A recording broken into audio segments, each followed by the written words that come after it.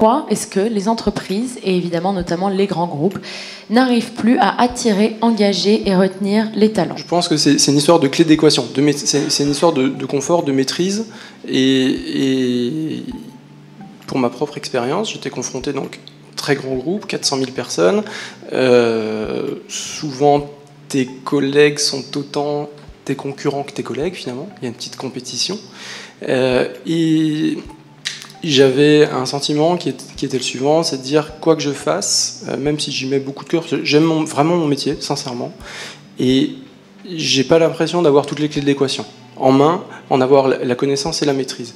Et c'est cette frustration-là qui a fait que je me sentais un petit peu bloqué, ou j'arrivais pas forcément à faire ce que j'avais envie de faire de la manière dont je voulais le faire. Et donc je cite cet exemple par mon propre exemple, et donc je suis parti pour me mettre à mon compte. Avant, les grands groupes attiraient par leur nom. Aller dans un grand groupe, c'était un but en soi. Et voir les générations d'avant, c'était y passer sa vie. Et avoir la médaille du travail, c'était un but en soi. On a complètement quitté cette idée-là. Et donc le grand groupe, par sa seule renommée, n'attire plus, voire fait fuir.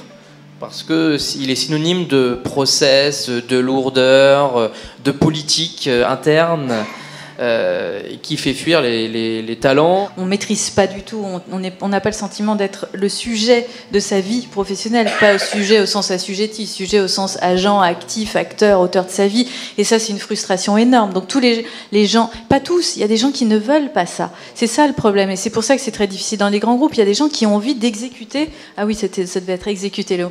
Et qui ont envie d'exécuter et pas du tout d'agir à partir d'eux-mêmes. Donc encore une fois, c'est très compliqué pour les managers parce qu'il faut des bons exécutants et puis des gens qui innovent.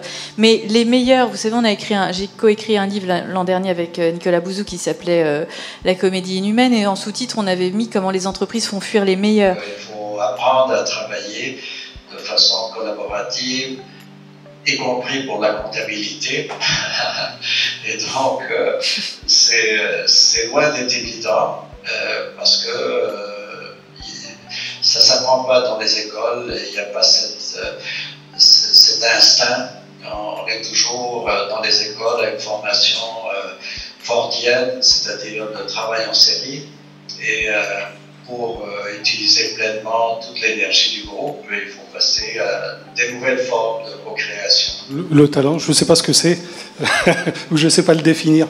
Par contre, sur MySherpa, on parle plutôt d'experts, et là, je rejoins ce que disait Julien, c'est qu'effectivement, les experts, c'est des gens qui ont vécu des expériences, qui ont vécu beaucoup d'expériences différentes, variées, qui sont à même de travailler en réseau, que ce soit local ou à travers le monde, qui soient en capacité de transmettre les savoirs, ça très important, qui sont en capacité aussi de vulgariser pour amener des points de vue aux clients, notamment sur MySherpa, de manière simple, mais avec conviction.